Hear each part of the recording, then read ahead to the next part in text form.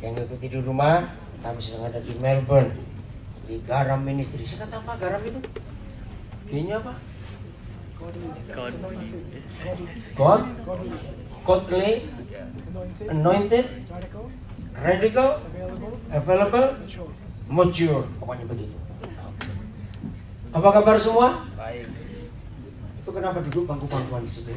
Kursi banyak. Ayo, supaya dengar firman enak, enggak terganggu. Baik. Ya. Mau belajar firman Tuhan? Mau belajar tentang kehidupan? Nah, betul itu. Jangan pernah ingin belajar tentang agama. Jangan. Agama enggak perlu dipelajari, malah pusing. Enggak ada yang lain. Tapi belajar untuk mengenal Tuhan. Sudah lebih 20 tahun ini saudara, saya tidak pernah mengajak orang mencari Tuhan dalam agama. Jangan, malah pusing. Saya selalu mengajar banyak orang, temukan Tuhan dalam hidup sehari-hari. Dia ada di situ. Kok nggak amin yang lain? Sungguh, jangan pusing dengan agama ini, agama itu, jangan. Pokoknya lihat Tuhan dalam hidup kita sehari-hari, di situ dia ada. Kok gak ada ngamen juga? Dan itu pasti akan menyenangkan.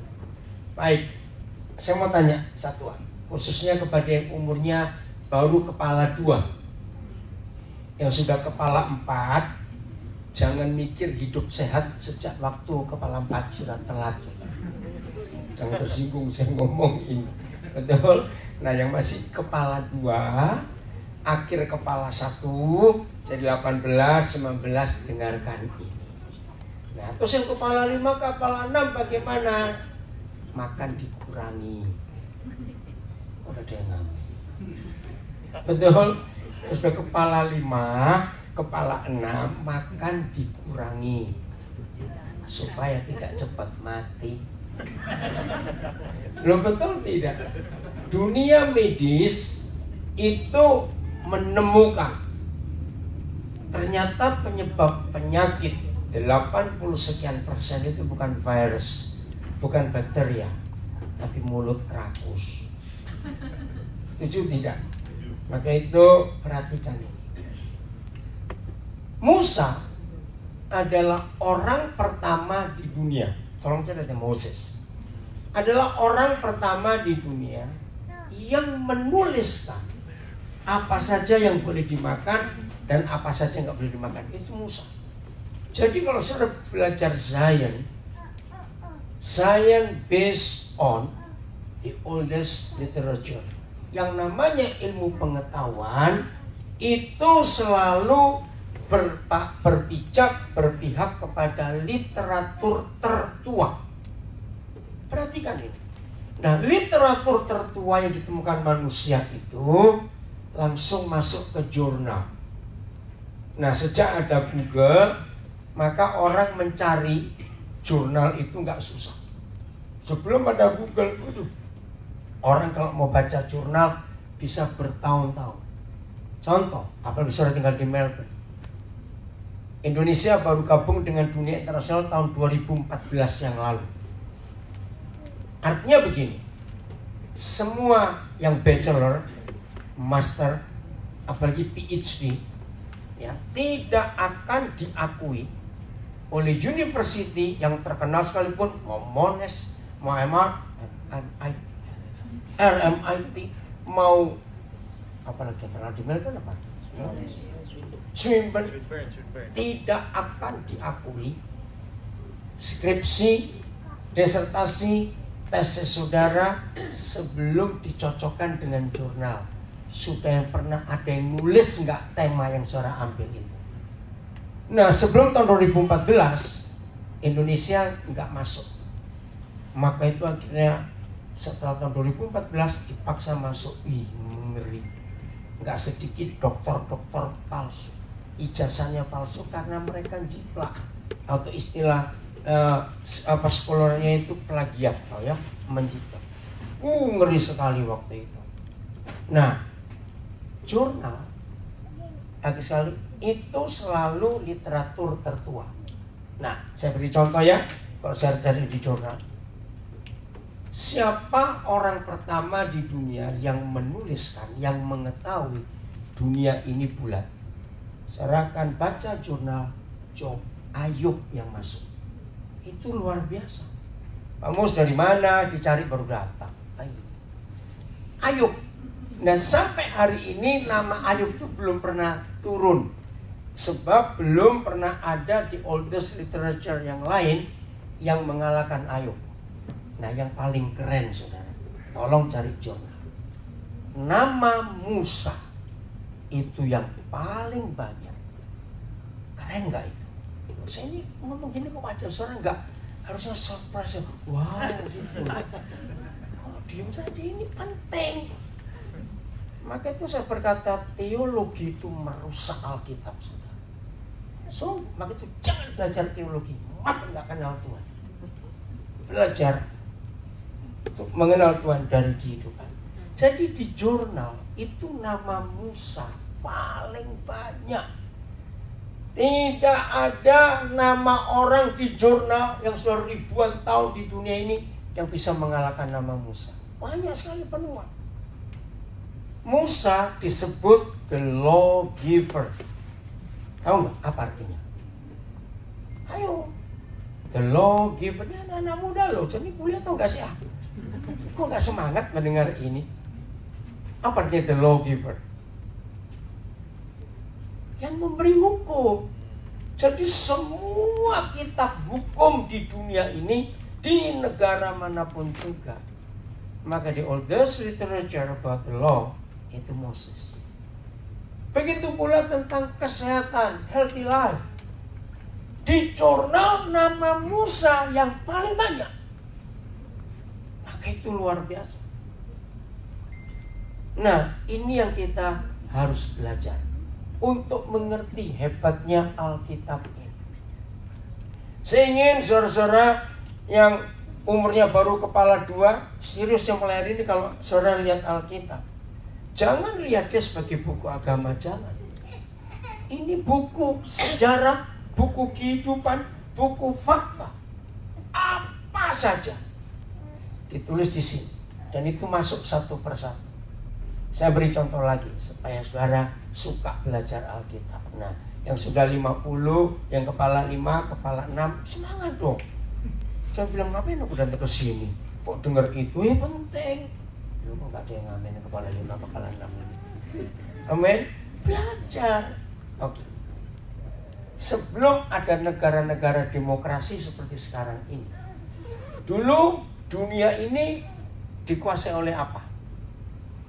Dulu sebelum ada negara demokrasi, saudara tinggal di Australia kan Commonwealth, masih di bawah kerajaan. Nah, kerajaan masih ingat ya, banyak raja-raja. Nah, biasanya mereka pasti diktator, betul? Mungkin kaisar-kaisar Tiongkok, ngeri sekali. Oke, kapan sejarah mencatat ada sistem monarki itu runtuh? Monarki mana? Kerajaan mana? Lalu terjadi sebuah revolusi. Ayo, ini sejarah ini, belajar cepat. Perancis. Nah ini loh, yang jawab tadi adalah orang yang jarang nonton drama Korea. Yang tidak bisa jawab soal kebanyakan nonton drama Korea. Tadi itu nggak pinter-pinter. Maaf jangan tersinggung. Betul? Nih saudara, hati-hati loh, drama Korea itu candu loh saudara. Tahu nggak kata candu? Ngiket betul. Ngapain? Nangis-nangis juga di situ. Sayang air mata tahu. Oh, enggak ya? Ya untung kamu enggak. Nah, revolusi Prancis itu revolusi pertama di dunia yang meruntuhkan sebuah kerajaan tahun 1778. Sejak itu negara kerajaan-kerajaan satu persatu runtuh. Kapan runtuhnya kekaisaran Tiongkok? Tahun berapa? Awas, ada filmnya loh. The Last Emperor. Berapa puluh tahun yang lalu? 1911. Runtuh kekaisaran Tiongkok dan jadi negara republik. Nah, di dalam negara republik atau demokrasi yang berkuasa ada 3 lembaga. Masih ingat? Awas jangan lupa pelajaran PMP, awas. Apa itu? 3 lembaga ini apa? Ayo, legislatif, terus eksekutif, yudikatif. Urutannya salah. Harus yudikatif dulu. Karena hukum, keadilan. Ya, lihat negara-negara yang adil hampir nggak ada demo. Negara-negara nggak adil demo terus, oke? Setelah yudikatif baru legislatif, itu urutannya. Setelah itu baru eksekutif. Nah, di dalam jurnal literatur tertua yang menuliskan tentang 3 lembaga itu siapa? Suara keren, Yesaya. Coba kita, wih, pintar sudah biji langsung lihat. Yesaya 33 ayat 22. Tepuk tangan buat biji. Wih, kamu calon hakim langsung. Soalnya ini loh, biji kamu bisa ingat. Ya Om pernah khotbah itu kamu ingat pasti. Oh ya, Papa juga. Luar biasa. Ini literatur tertua, saudara. Jadi sebelum Yesaya tidak ada orang yang pernah menulis. Dan Yesaya itu ada 800 tahun sebelum Kristus. Bayangkan. Revolusi Prancis 1778. Berapa ribu tahun sebelumnya Tuhan sudah menuliskan. Sebab Yahweh ialah hakim kita. Nah ini yudikatif. Ini nomor 1. 2. Yahweh ialah yang memberi hukum bagi kita. Legal. Ya. Legislatif. Kalau Australia sebut apa? Legislatifnya. Amerika bilang Senat. Indonesia bilang DPR. Di sini apa? Apa? Parlemen. Oke. Mereka memberi hukum. Baru nomor 3, Yahweh ialah raja kita. Ini pemerintahnya, ini eksekutifnya. Nah, 3 lembaga, perhatikan ya, 3 lembaga ini kalau bersatu, maka menjadi tunggal dia. Nah, siapa dia? Negara. Nah, Indonesia sebelum Jokowi, 3 lembaga ini bajingan semua.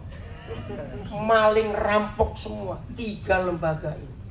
Sekarang masih satu yang merampok, DPR-nya itu. Ngeri. Maka itu negara Indonesia sering kacau. Karena 3 lembaga ini nggak sinkron, nggak bersatu.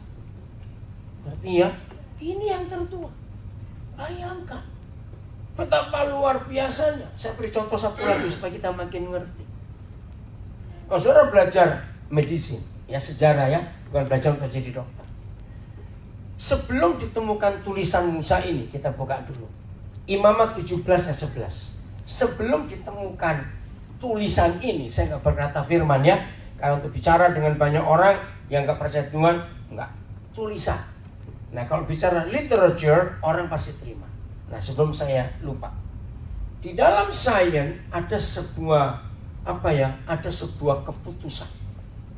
Scientist itu tidak boleh mempersoalkan ini tulisannya siapa, dari agama apa. Itu nggak boleh.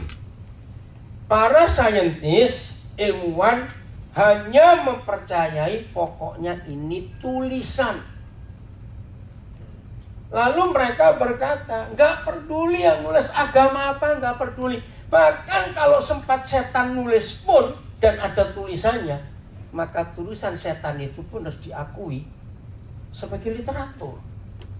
Maka itu di Indonesia, masih ingat? Pernah dengar kata prasasti? Bahasa Inggrisnya apa prasasti itu ya? Yang tulisan di batu itu. Oh, di Mesir banyak. Nah, prasasti tertua di Indonesia itu prasasti batu tulis yang ada di Bogor. Tulisan di batu. Ngerti ya? Nah, itu dipercayakan itu tulisan.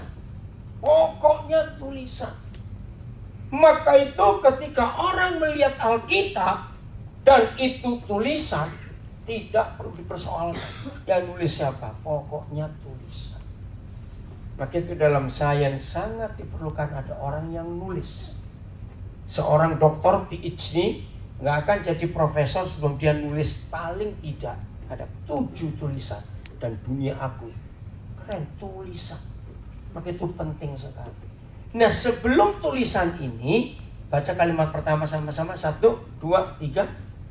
Karena nyawa makhluk ada di dalam darahnya.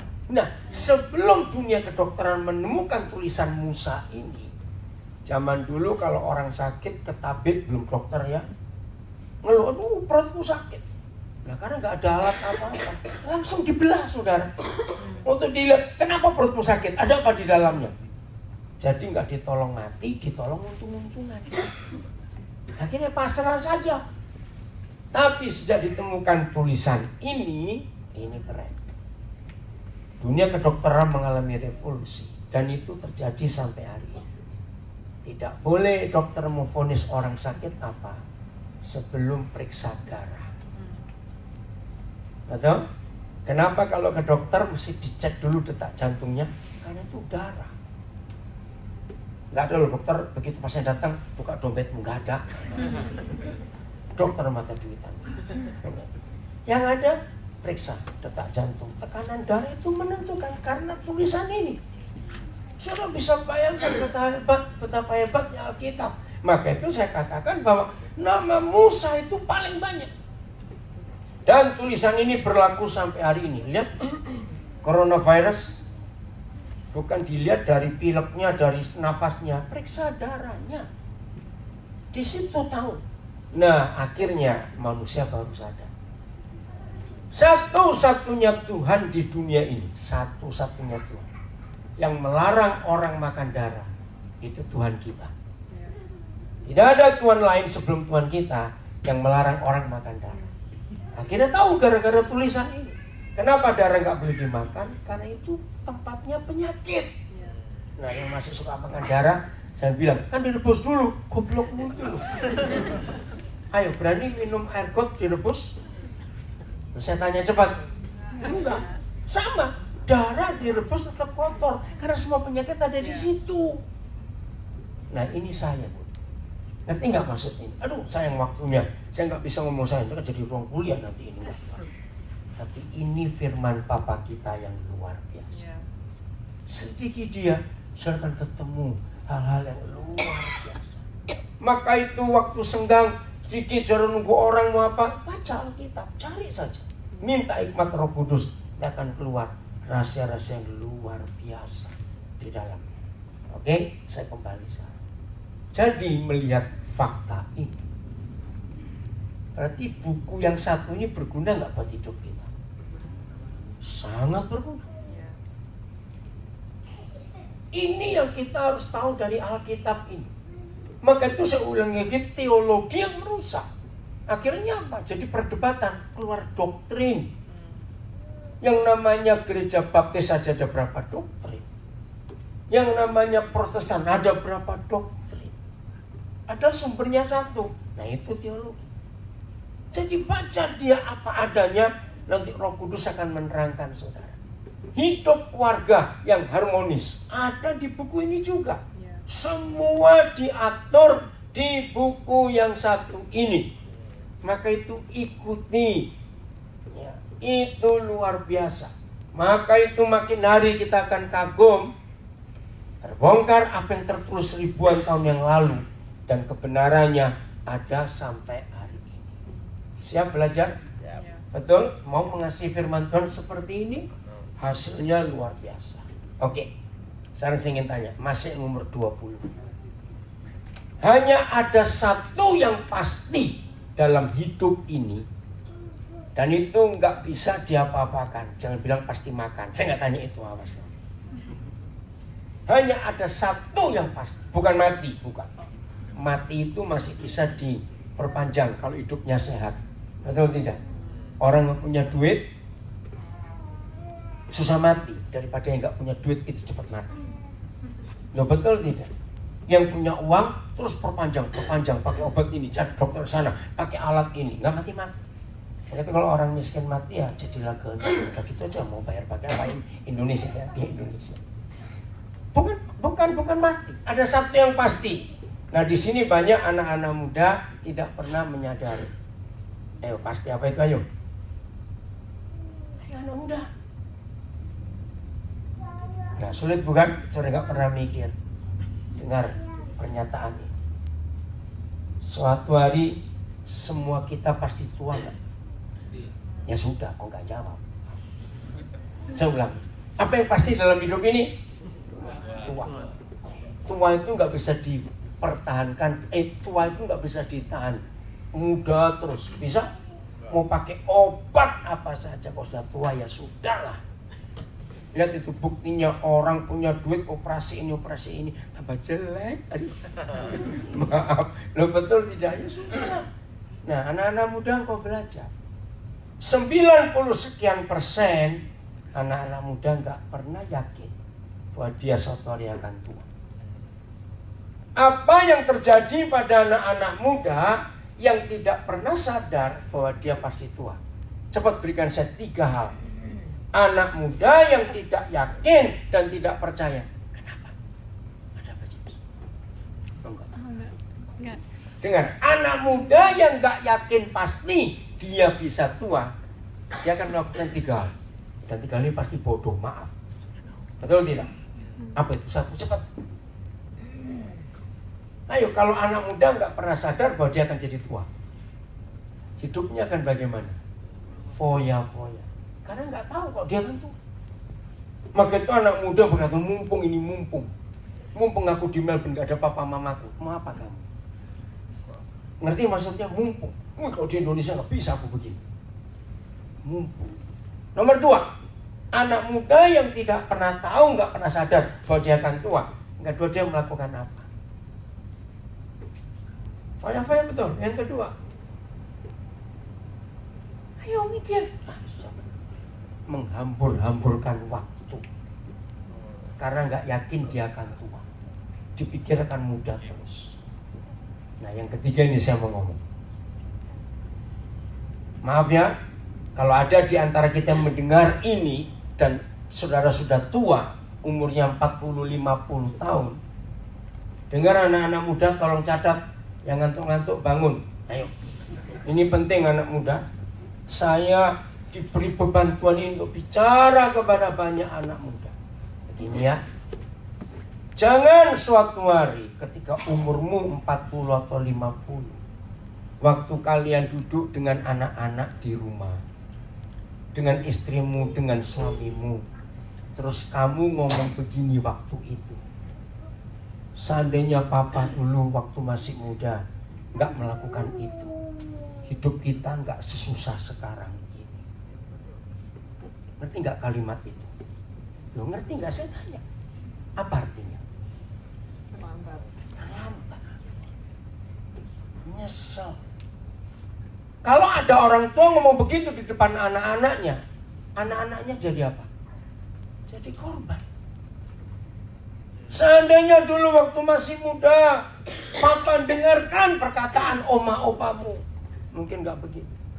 Dulu waktu papa mama masih muda, kalau papa sekolah benar, belajar serius, kita gak susah sekarang. Saya tanya, kira-kira ada gak orang-orang seperti itu? Ada gak? Saya tanya, jawab dong. Nah, katakan, jangan terjadi dengan diri. Katakan. Penting mikir itu, saudara. Hal yang pertama yang merusak masa muda adalah free sex. Tolong catat. Kira-kira betul atau salah kalimatnya? Free sex adalah hal pertama yang merusak masa muda. Tolong perhatikan dalam pergaulan. Alkitab ini buku yang mengatur tentang seks begitu luar biasa. Maafkan saya kalau saya harus ngomong ini. Dan kalau ada yang gak setuju, maaf. Karena orang itu gagal dalam hidupnya, saya minta maaf. Tapi saya harus ngomong hari ini. Alkitab ini satu-satunya buku di dunia yang bicara tentang keperawanan, virginity. Banyak buku yang bicara soal keperawanan, tapi beda dengan Alkitab. Kitab Keluaran dan kitab Imamat itu 2 kitab yang paling hebat bicara soal keperawanan, virginity. Luar biasa, saudara. Dan yang punya itu maaf hanya gadis. Yakinkan diri saudara bahwa Tuhan menciptakan apa saja itu tidak iseng. Ya atau tidak? Semua ada maksudnya. Nah, di situ saya belajar tentang anatomi tubuh manusia. Coba lihat, pegang kupingmu. Ada nggak lebihan dikit? Ini di pinggir. Itu saya nggak tahu bahasa Inggris. Coba cari. Indonesia bilang cuping. Coba. Dari kecil saya ini, kalau saya dulu masih kecil lah, tidur, saya nggak akan tidur kalau saya nggak pegang cuping papa saya. Sampai ngantuk, papa saya sampai jengkel dengan saya. Nah, kenapa ada sesuatu? Ada apa? Yang tenang ya, ini penting belajar. Nah, saya dulu pernah mikir,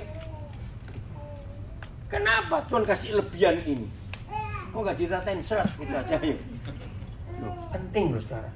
Nah, akhirnya setelah salah seorang anak saya jadi dokter, saya baru tanya.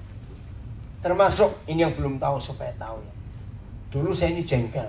Kalau kunjungan ke rumah sakit doakan orang habis operasi besar, itu selalu perawat datang. Sudah kentut belum?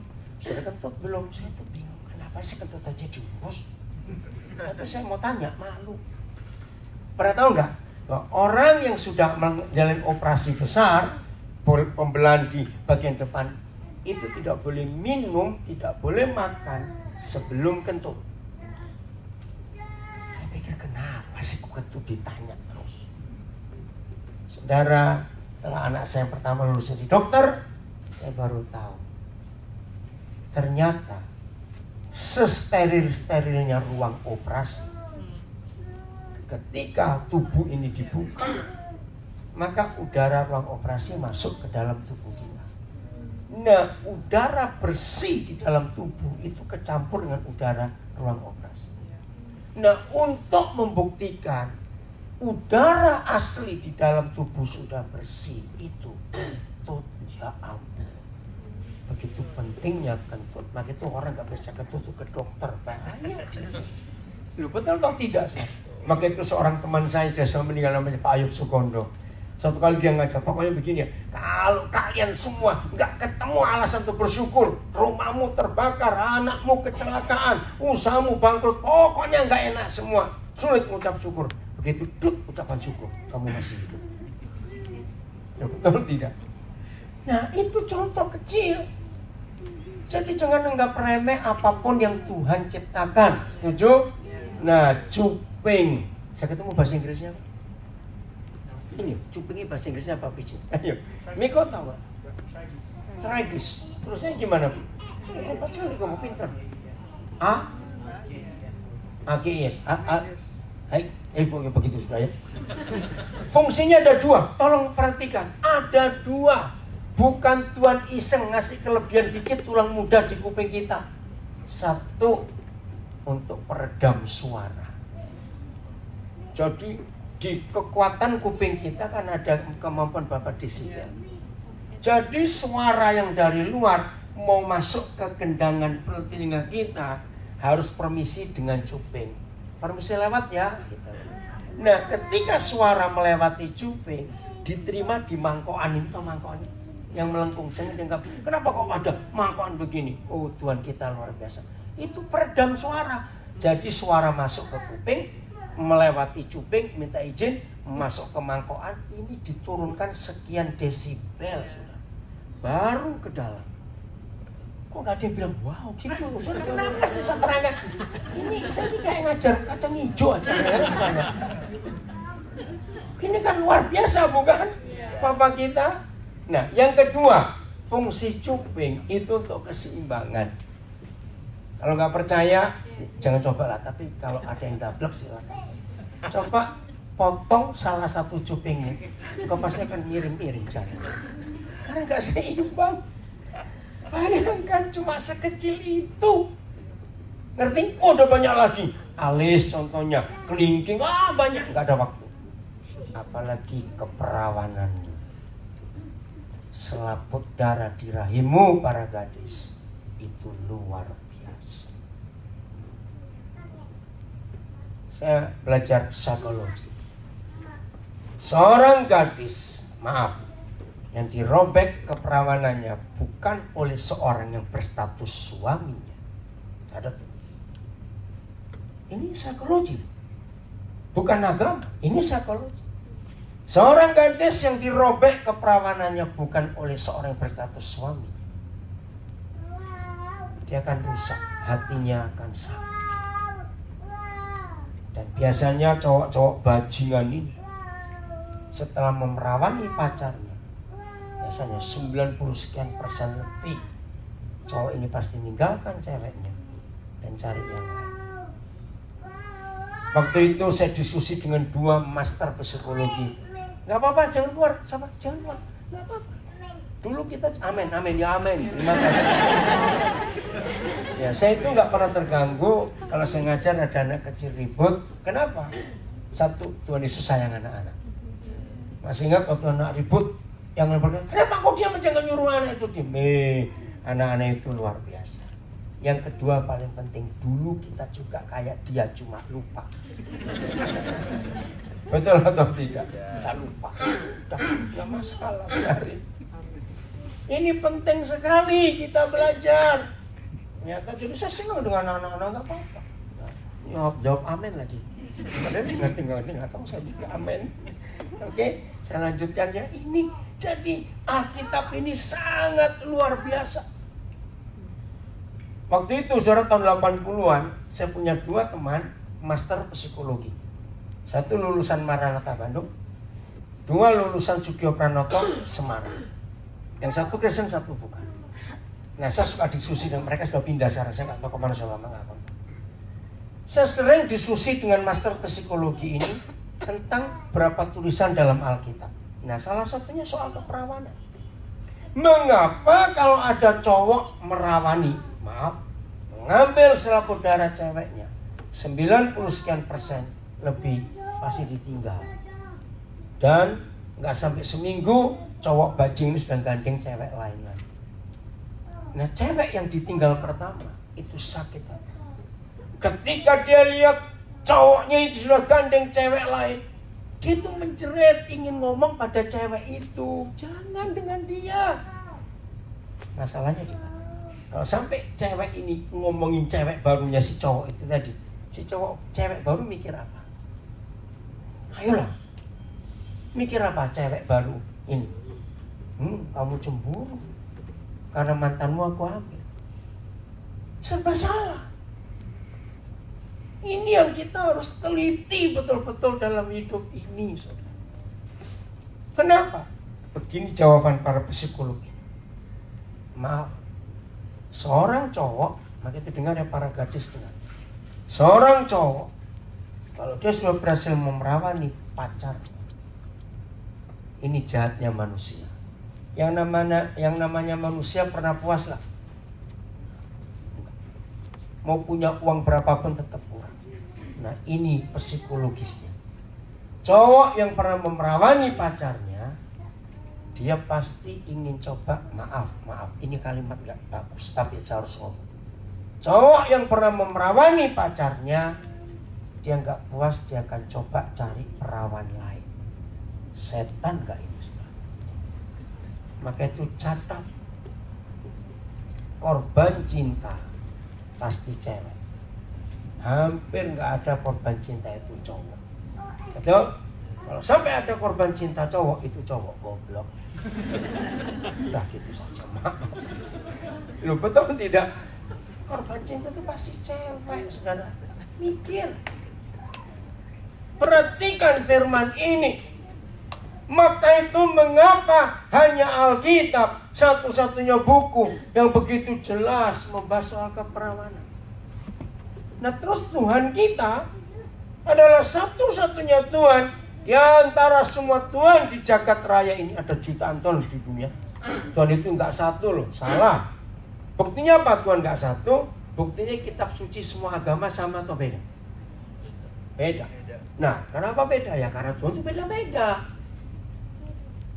Nah, hanya satu Tuhan kita, hanya satu Tuhan di dunia itu Tuhan kita, Yahweh Tuhan kita, Bapa di surga, dalam nama Tuhan Yesus, yang berfirman, Dia ingin anak sulung. the firstborn, bukan the first child. Anak sulung, bukan anak pertama. Beda. Maaf, maka itu dengar para gadis, berbahagialah engkau kalau engkau masih mempunyai selaput darah itu. Nah, itu yang pacaran, jaga diri. Tidak semua anak pertama itu anak sulung. Tolong catat. Loh, kok bisa? Anak sulung hanya dilahirkan oleh seorang gadis. Maka itu Tuhan Yesus disebut anak sulung Bapak, karena dilahir dari seorang perawan, Maria. Ini yang kita harus tahu. Maka itu ketika engkau masih muda, jaga dirimu. Setuju? Dengar ya, orang menikah itu beda dengan orang yang beli sepatu. Ngerti nggak? Udah ngerti nggak saya ngomong? Ayo, logikanya, orang beli sepatu bisa titip nggak? Nggak bisa. Loh, pernah titip salah nggak? Angkanya betul, 38 loh, itu nomor 38. Tapi dicoba loh, kok nggak pas? Loh, betul tidak? Satu, harus milih sendiri supaya bagus. Dua, beli sepatu harus dicoba. Kalau nggak dicoba, nggak akan tahu ukurannya pas atau tidak. Nah, banyak anak-anak muda gobloknya nggak habis. Maaf, saya harus ngomong kasar ini ya. Tolong perhatikan. Bayangkan kalau mau menikah, coba dulu. Ingat kalau kita ke toko sepatu, mau nyoba 20 pasang pun, penjualnya boleh marah nggak? Nggak boleh. Nggak boleh, nggak boleh gimana? Nggak boleh, harus coba dong, gimana? Nah, saya coba 20 pasang di satu toko, nggak cocok semua, cari toko lain. Coba lagi 15 pasang, nggak cocok semua. Ternyata yang salah kakinya besar sebelah. Bukan salah sepatunya, guyon aja. Bayangkan kalau menikah dicoba dulu, goblok. Ngerti kalimat itu? Siapa yang rugi? Maaf, sambil tertawa, tapi ini fakta. Yang rugi siapa? Lu ayo jawab dong. Gadisnya. Coba nggak cocok, balikin ke mama papanya. Cari lagi nggak cocok, balikin lagi. Ini loh kejahatan setan yang merusak masa depan. Saya ulangi lagi. Ini yang setan buat merusak hidup orang muda. Nggak pernah mikir kalau suatu hari dia akan tua. Dengan mengumbar seksnya. Awas. Dan saya katakan, iblis sudah sangat berhasil untuk merusak kehidupan, iya atau tidak?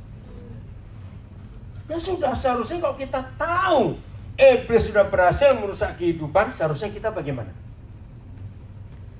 Ayo, seharusnya kita bagaimana? Ya hentikan, jangan kita ikut-ikutan rusak. Begitu adik-adik, anak-anak muda, saya nasihatin ini, ingat tuh, jangan sampai kalau engkau umur 40, 50, ngomong kayak tadi. Ngomong apa tadi? Seandainya papa mama waktu masih muda dulu nggak begini. Itu sakit kata-kata itu. Betul tidak? Nggak bisa kembali lagi. Betul? Nggak bisa kembali lagi. Nah itu pikirkan ini. Alkitab ini sangat hebat, katakan amin. Saya bersyukur kepada Tuhan. Alkitab ini memberikan jawaban yang luar biasa.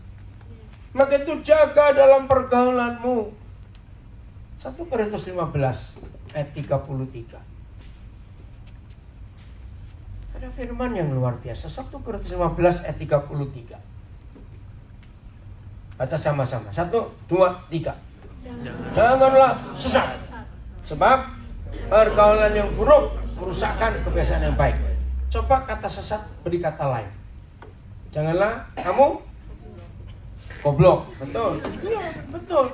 Ngawur, sembarang, sembrono, ngaco. Jangan. Sebab pergaulan yang buruk merusakkan kebiasaan yang baik. Saya tanya kepada saudara. Tulisan ini berlaku untuk binatang tidak? Tidak. Ayo jawab ah. Tulisannya berlaku untuk binatang tidak? Kenapa? Bukan nggak bisa baca. Oh, salah Bu. Karena binatang nggak bisa baca. Bukan. Bukan. Oke, saya beri contoh begini ya. Kalau saudara di sebuah ranch di Victoria ini, ya, ranch sapi, semuanya sapi. Jadi radius sekian puluh kilometer itu sapi semua. Nah, tiba-tiba salah seorang tetangga saudara itu baru dapat anak kuda 1 ekor. Nah, sejak anak kuda itu dibawa ke ranch sapi ini, dari dia dibawa hari pertama sampai kuda ini umur 4 tahun, 5 tahun, dia nggak pernah ketemu kuda lain. Tapi sejak dia dibawa ke ranch itu, hari pertama sampai usia 4 tahun, 5 tahun, dia kumpul ribuan sapi. Pertanyaannya, nggak pernah ketemu kuda, dia akan jadi sapi atau tetap kuda? Nah, cepat mikir. Dia akan jadi sapi atau tetap kuda? 1 lawan ribuan.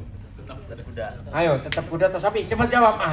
Mikir. Mosok 1 lawan ribuan nggak ketularan? Kenapa? Bukan karena kuda, binatang gitu karena kuda. Saudara, jadi binatang itu nggak pernah berubah karena pergaulannya. Betul? Perlu nggak anak ikan diajar berenang? Yang nganggur aja yang ngajari. Betul? Perlu nggak anak burung diajar terbang? Lo perlu nggak? Cepat jawab. Kenapa nggak perlu? Ya sudah bisa sendiri. Perlu nggak anak anjing bilang kamu jangan nyanyi ya gonggong ya gitu? Perlu nggak? Saudara, binatang tidak perlu diajari jadi binatang otomatis. Tapi lihat, adik kenapa di belakang ngomong apa kamu? Anaknya Pak Galuh, Kevin jangan ngomong apa? Dengar sini penting buat kamu belajar. Awas ya Kevin ya. Saya kalau ngajar perhatikan betul ya, serius. Wah ini hal gini, kamu kan tua nggak Ben besok? Om tanya, kamu akan jadi tua nggak besok? Enggak. Loh, saya bilang terus kamu jadi muda terus menakutkan. Oke? Nah, karena semua kita akan jadi tua, ingat ini. Betul? Oke, saya lanjut. Tapi lucu kamu Ini penting untuk kita pelajari dalam hidup. Jadi anak binatang tidak bisa pengaruh karena pergaulan. Nggak bisa berubah. Itu otomatis. Tapi anak orang, kalau nggak dididik jadi orang, catat, dia pasti jadi orang-orangan. Beda nggak orang dan orang-orangan? Bedanya apa ya? Bedanya apa? Cepat. Orang dan orang-orangan.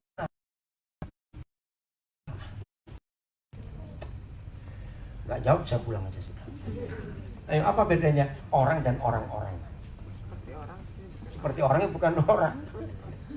Ngeri. Maka itu penting sekali. Contoh kecil. Satu anak pendeta setahun aja kumpulkan 5 maling. Jadi apa? Ngerti ilustrasi? Berubah hidupnya karena pergaulan. Maka itu adik-adik, anak-anak, dengar. Hal kedua yang bisa merusak masa depanmu setelah free sex.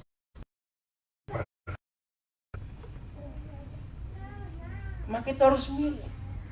Hari-hari ini kalau kita melihatnya, saudara pernah dengar kata konsumerisme? Hedonis? Artinya apa? Orang yang terobsesi dengan barang-barang mewah. Itu memang iklan dari perusahaan barang-barang bermerek itu. Kalau nggak ada, aku pabriknya. Tapi ingat ya, walaupun kamu punya duit, latih dirimu sejak muda untuk bisa berkata cukup. Betul tidak? Kalau engkau sejak muda bisa berkata cukup, dijamin sampai engkau tua hidup akan bahagia. Amin. Betul? Amin. Orang yang celaka dalam hidup ketika nggak pernah bisa berkata cukup. Nah, di dunia ini nggak ada buku manapun, penulis siapapun yang pernah memberi definisi cukup itu apa? Maaf, selain Alkitab. Saya baca banyak buku, banyak definisi cukup. Aduh, panjang-panjang malah pusing. Tapi Papa kita ngomong simpel. Buka 1 Timotius 6 ayat 8. Apa itu cukup? Keren, saudara. Begitu anak-anak muda, walaupun kau punya duit banyak, usahakan jangan engkau beli yang tidak merupakan kebutuhanmu. Amin. Tabung untuk nanti hari tuamu. Nah, contoh ya, saya ini paling marah, jangan tersinggung. Kalau nikah, jangan pakai pesta, apalagi di Indonesia. Wih, jam Indonesia pesta tuh miliar tuh, saudara. Saya sampai heran ngapain. Bayangkan pesta segitu mahal, 3 jam jadi tai semua. Lu betul tidak? Saya ini kalau ngomongin begini ini, untuk apa yang punya catering minta maaf saya? Lu tapi saya harus ngomong. Setuju? Untuk apa? Terus dekorasi, saudara tahu di Indonesia tuh jor-joran, atau kata jor-joran ya. Kalau ada orang diundang pesta, pas mau menikahkan anak juga, wih, dekornya bagus sekali. Biasanya para mama pasti ngomong, ini kalau nikahkan anak kita lebih bagus dari ini. Itu mama-mama itu berkobat. Betul atau tidak? Saya nggak setuju. Nah, yang punya perusahaan dekorasi saya minta maaf. Bayangkan ratusan juta loh dekorasi itu. Setelah tidak protolin lagi. Pakai istilah saya, kenapa enggak pakai Photoshop aja kok repot? Loh, kok nggak percaya? Jangan pesta kalau menikah, cukup di gereja. Serius. Nah, biasanya orang berkata gini, nah nanti orang ngomong apa kalau kita mantu anak nggak pesta? Nah, ini jawaban saya. Jadi minta pesta kan orang yang ngomong. Ngomong aja pada mereka, oh jadi kamu yang pengen pesta, ya udah kamu yang pesta, kami yang datang. Loh, betul tidak? Daripada kata orang. Loh ya, serius. Saya berkata kepada mereka semua anak-anak muda, tapi susah namanya orang tua ini. Pesta zaman sekarang di Indonesia, saya nggak tahu di Melbourne, itu bisa dapat rumah 1. Betul? Kan jauh lebih bagus beli rumah untuk mereka 2. Dia beri buat makan 3 jam jadi tai. Dan yang datang 90% pengantinnya nggak kenal. Loh, betul nggak? Teman-teman papa mamanya. Dan di Indonesia sudah tren loh. Di daerah-daerah tempat gedung-gedung pesta, di kampung-kampung banyak persewaan baju pesta. Orang kampung datang. Masa kalau pesta datang, kenal dari mana? Karena mungkin loh. Serius, itu Jakarta, saudara. Terus pengantin cuma di salaman, kelihatan siapa ini orang? Lo jawab iya atau tidak? Terus undangan juga. Saya ngajari ini. Seteliti-telitinya kalian anak muda yang menikah, ngundang temanmu, tetap ada yang kelewatan kan? Mikir. Yang kelewatan, kamu ngomong apa? Aduh maaf, aku lupa. Percaya yang dilupakan tadi? Lu saya tanya cepat. Kalau ngundang pasti milih nggak? Ayo milih apa? Ayo ngaku. 1 yang teman dekat. Kedua mikir sendiri, saya nggak jawab. Jadi saya bilang kalau kamu mau nikah masukkan Facebook, selesai. Kalau ada yang lupa, loh kamu nggak diundang, kamu nggak buka Facebook, aman kan? Loh, berarti nggak disalahkan gitu loh, dibilangin kok. Loh, betul loh tidak, hidup yang simple, yang praktis gitu. Buatlah undangan sebagus-bagusnya. Disimpan? Enggak, ngapain ah. Maaf. Nah, ini hal-hal praktis. Ayo kita baca. Ini kata Bapa di surga. Apa definisi cukup? Baca. 1, 2, 3. Nah, kalau saya milenial gini, enggak kelaparan, enggak. Betul? Awas anak-anak muda yang dirasuk oleh roh hedonisme, oleh roh konsumerisme, bertobat. Saya ulang, walaupun kamu bisa beli karena bapak mamamu kaya, tapi jangan kau ikuti keinginan hatimu. Setuju nggak saya ngomong kalimat ini? Simpan, tabung untuk masa depan. Untuk apa? Ingat, dalam dunia ada pepatah, emas ya, bukan mas Jawa, emas.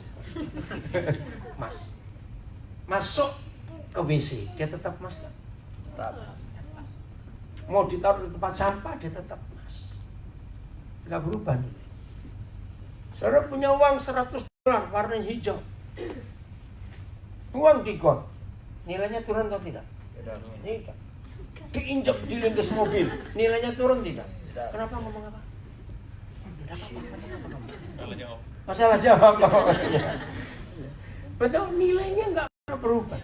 Makanya anak muda, ini hal ketiga yang merusak masa depanmu.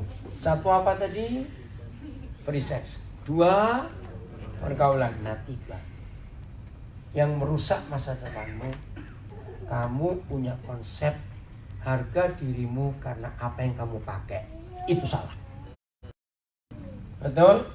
Biarlah harga diri kita karena apa yang kita buat, bukan yang kita pakai. Tolong cari di, saya nggak tahu YouTube atau apa ya, ada film di Amerika, ini film sudah lama, tahun 80-an, Pay It Forward. Ya, itu film bagus kan, ini kisahnya apa? Namanya Trevor, saya lupa surname-nya siapa. Saya nonton berkali-kali, saya banyak memberitahu orang-orang kaya cari anak-anak. Trevor ini mati usia 12 tahun. Masih sangat muda bukan? Dan matinya menyedihkan, dibunuh oleh temannya yang iri hati. Tapi waktu dia meninggal, waktu funeral, yang ngikuti bukan ratusan, ribuan. Amerika nggak pernah, kecuali pejabat-pejabat tinggi. Kenapa Trevor waktu pemakamannya diikuti ribuan orang? Karena Trevor ini punya dampak hidup yang luar biasa. Dia anak single mom. Papanya nggak dijelaskan ada di mana. Mamanya kerja di pub. Jadi tiap hari antara Trevor dan mamanya hampir nggak pernah ketemu. Karena mama pulang pagi, Trevor masih tidur. Trevor bangun ke sekolah, mama belum bangun. Trevor pulang sekolah siang, mama masih tidur. Sore dia main, mama berangkat kerja. Tapi Trevor ini anak tahu dia. Umur 9 tahun, dia kenal seorang guru, saya lupa siapa namanya. Dan guru ini mengajarkan prinsip hidup yang bring impact to others. Caranya sederhana, kamu tolong satu orang, Trevor. Nah, kalau orang itu selalu kamu tolong, pasti bilang terima kasih, bukan? Jangan kamu terima, pay it forward. Suruh dia nolong orang lain lagi. Jadi satu orang kamu tolong, ajari orang itu nolong 3 orang lain. Nah, 3 orang ditolong, ajari 3 orang lagi. Ngerti enggak? Jadi umur 9 tahun dia mulai. Itu value hidupnya. Maka itu anak-anak muda, kamu jangan merasa value-mu naik karena merek apa yang kamu pakai. Salah besar. Betul? Tapi karaktermu, dampak apa, impact apa yang kau bawa dalam hidupmu. Dalam kisah itu berapa banyak orang mau bunuh diri, terjun dari jembatan gak jadi mati. Karena orang-orang bergerak luar biasa. Itu film bagus sekali, Pay It Forward. Nah, ketika Trevor mati umur 12 tahun, masih sangat muda, tapi dampak hidupnya luar biasa. Orang nangisin dia. Maka itu anak-anak muda, apa value hidupmu? Nilai hidupmu itu apa? Maka itu firman ini jelas, asal enggak apa? Asal enggak apa? Enggak lapar dan enggak telanjang. Ya sudah, duit itu penting, betul? Tapi lihat Tiongkok, kalau sudah kena virus ini, duit bisa nolong enggak? Bisa nolong. Maka itu ada waktunya, uang itu enggak bisa menolong kita. Coba kita lihat Lukas 16 ayat yang ke-9. Lukas 16 ayat yang ke-9. Penting sekali. Baca sama-sama. 1, 2, 3. Dan Aku berkata kepadamu, yang kuat suara. Supaya jika mamon itu kita pakai bahasa Alkitab, uang itu untuk penginjilan. Ini yang Tuhan mau. Maka itu selama kita punya uang, pakai untuk make friends. Maka itu dunia berkata ada gula, ada semut, betul. Kalau kita punya uang, gunakan. Ingat, ada tulisan bagus. Sampai hari ini nggak tahu siapa yang penulis. What money can buy. Apa yang bisa dibeli dengan uang? Ingat, uang bisa beli buku-buku yang mahal, tapi uang nggak bisa beli kepandaian. Uang bisa beli tidur yang mahal, tapi uang nggak bisa nyenyak. Uang bisa beli vitamin, suplemen, obat-obatan yang mahal, tapi uang nggak bisa beli kesehatan. Uang bisa beli alat-alat entertain yang wah, tapi uang nggak bisa beli bahagia dan sukacita. Dan banyak lagi yang uang bisa beli, tapi tidak semua bisa dibeli dengan uang. Loh, ya atau tidak? Maka itu kalau saudara punya uang, bagus. Gunakan untuk menjalin persahabatan. Ini cuma contoh ya, cuma contoh. Tuhan berkati saya bersama istri. Kami bisa beli rumah cukup banyak, tapi nggak ada satupun yang kami sewakan. Di beberapa kota di Indonesia kami beli rumah. Loh, nggak disewakan, nggak dikontrakan, tidak. Satu, rumah-rumah yang Tuhan suruh kami beli di beberapa kota di Indonesia, itu satu tujuannya untuk, pertama, kalau ada orang bebas dari penjara. Pernah tahu nggak apa bedanya orang keluar rumah sakit dan keluar penjara? Beda tidak? Yang disambut yang mana? Keluar dari rumah sakit karena nggak jadi mati.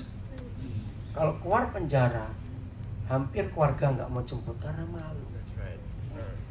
Nah, Tuhan suruh kami beli rumah untuk nampung mereka yang keluar penjara. Dan di rumah itu saya tempatkan mentor untuk melatih mereka. Yang kedua, anak jalanan, anak orang nggak punya rumah, suruh tinggal. Saya kasih waktu berapa tahun, habis itu kamu keluar. Karena kamu sudah nolong orang lain lagi. Nah, itu cara saya diberkati, bisa beli rumah.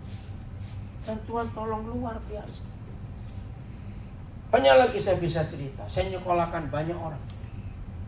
Enggak Kristen, sebagian besar tidak. Lulus terakhir Desember tanggal 14 yang lalu. Itu anak yatim piatu umur 1 tahun. Bukan meninggal, bukan cerai. Papa mamanya hilang sudah. Menghilang, nggak pernah ketemu sampai hari ini. Umur 1 tahun, anak dari Taman Sari, Jakarta, Gang 4. Dia diasuh oleh neneknya dan oleh tantenya. Nah, mamanya itu kakak dari tante itu. Jadi waktu saya ketemu, dia nggak tahu ini kemana. Loh, kok hilang? Sampai hari ini. Nah, akhirnya saya ambil, saya didik, saya sekolahkan. 14 Desember kemarin dia wisuda dari Sudio Pranoto Semarang. Luar biasa. Nah, banyak. Nah, kalau saya hitung, saya nyekolahkan anak orang dari tahun 81, masih belum lahir dan sebagian besar.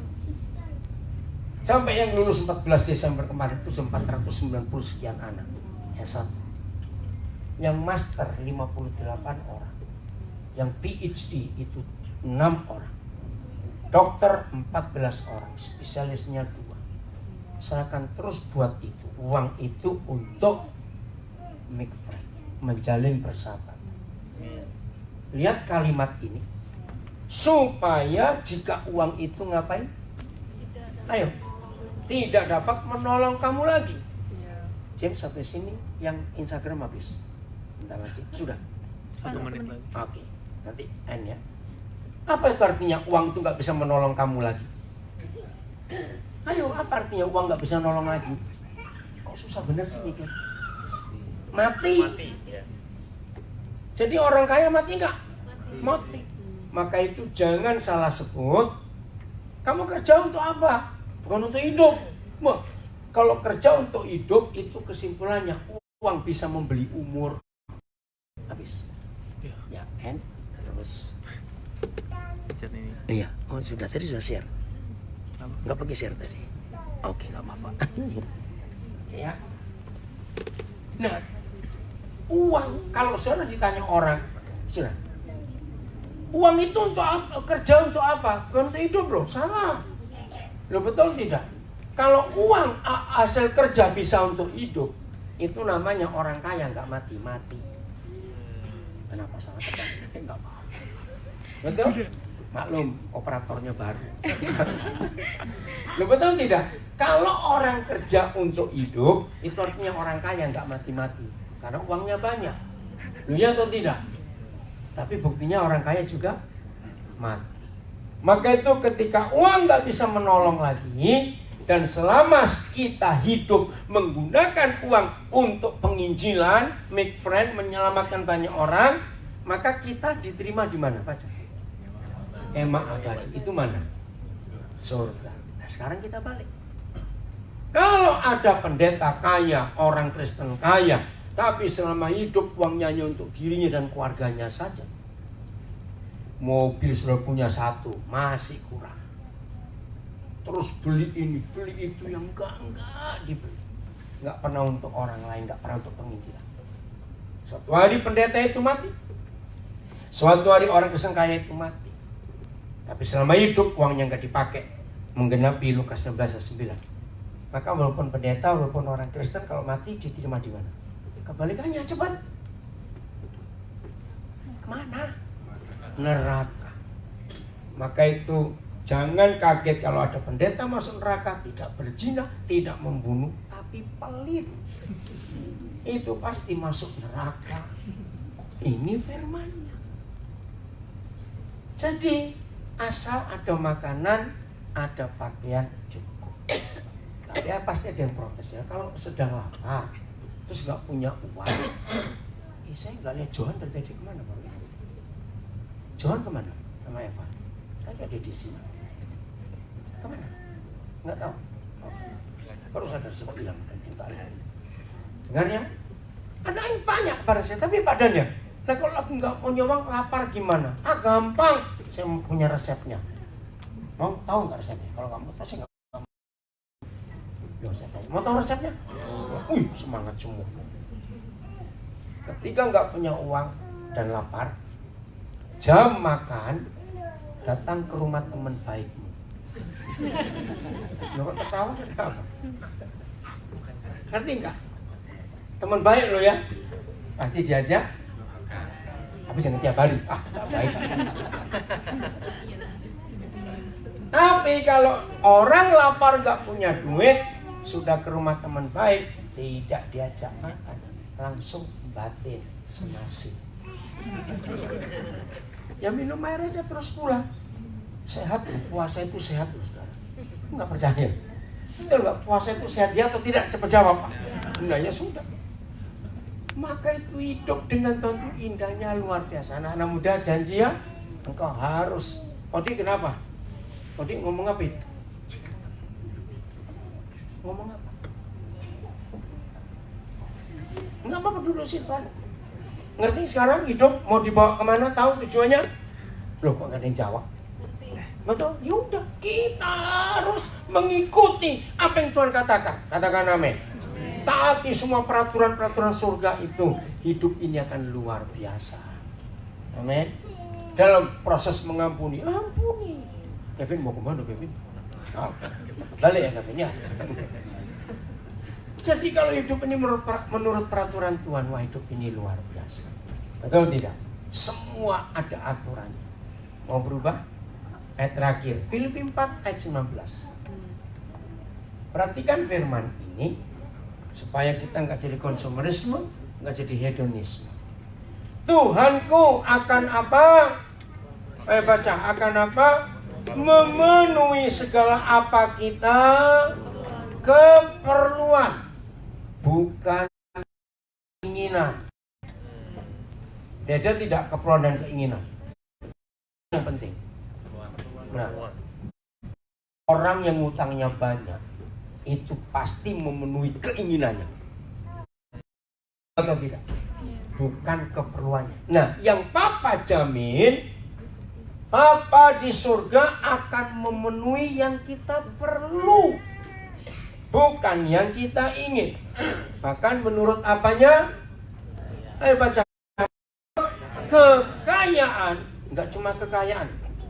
Dan, nah ini bedanya. Manusia umum hajar kekayaan, kemuliaan. Maka itu kekayaan yang dikejar dengan hawa nafsu, dengan emosi, dengan pasti mencelakakan orang itu. Tapi kalau orang itu tahu kekayaan Tuhan dan kemuliaannya, maka hidup ini luar biasa. Amin. Saudara, inilah itu. Saya ulangi lagi. Tuhanku akan memenuhi segala keperluanmu menurut kekayaan dan kemuliaannya. Bukan menurut kekayaan kita dan kemuliaan kita. Semuanya dari Tuhan ukurannya. Dalam Kristus Yesus. Maka itu mulai hari ini belajar hidup bisa berkata cukup. Amin. Kalau kita bisa berkata cukup, hidup ini sungguh luar biasa. Coba noleh kiri kanan. Cukup ya berkatanya. Cukup. Awas, yang lebih awas. Cukup. Itu akan luar biasa. Tuhan memberkati kita semuanya. Sampai ketemu lagi. Ya, tangan buat